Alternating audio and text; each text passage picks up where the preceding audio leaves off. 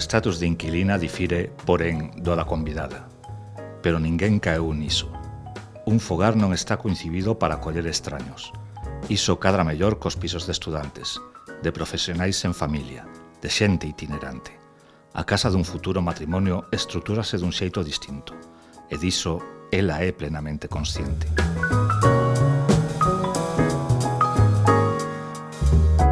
O fogar ao que se refire este parágrafo está situado no número 62 de Boundaries Road, un lugar da periferia de Londres, onde acontece boa parte da novela escrita por Cecilia F. Santomé, gañadora do último premio Blanco Amor.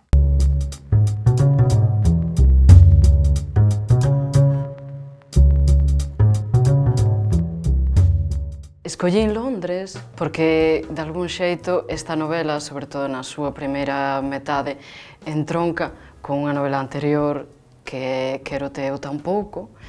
De algún xeito quixen facer unha reescritura e Quero teu tampouco xa nos falaba dunha situación contextualizada nesta cidade.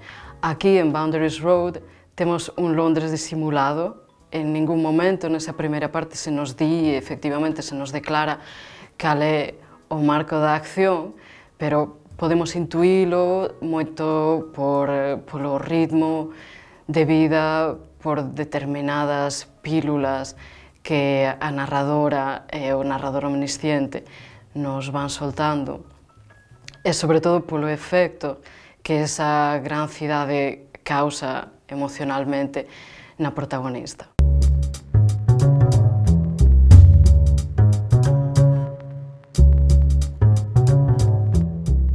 Hai un xogo pseudo-autoficcional nesta novela que me apetecía explorar. De feito, a protagonista chamase Cecilia como a min, pero digamos que hai unha distancia entre nós. Ela bebe das miñas circunstancias, pero non son eu, en todo caso. Interesábame establecer ese xogo, sobre todo, máis que nada como un recurso literario e non tanto temático.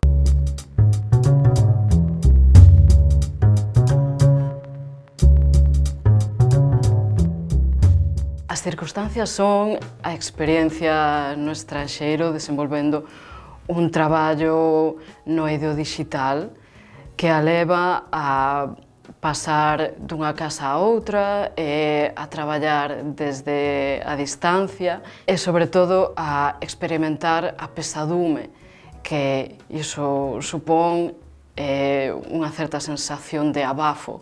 Temos ese Londres tan exixente e esas condicións de traballo que a van marcar moito no seu día a día.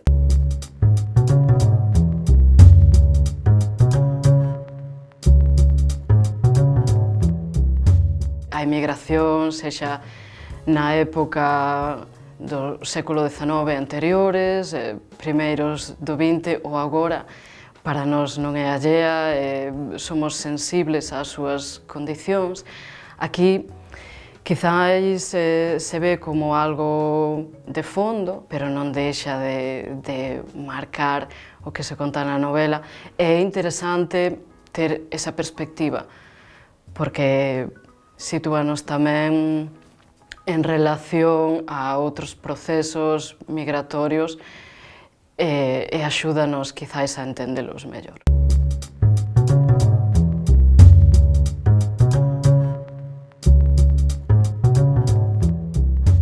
Recibir un premio da significación do Blanco Amor de novela é, sen dúbida, moi importante polo prestixio que lle atribúe á obra e esa especie de apoio, de refrendo que é tamén para a miña carreira. Unha sensación difícil de describir, verse inscrita nese rosario de escritores e de escritoras que o recibiron antes de min, é un gozo moi grande. Oxalá esta novela chegue non xa só a ese lectorado previo meu, senón que suscite curiosidade entre outros segmentos do público. Sería fantástico.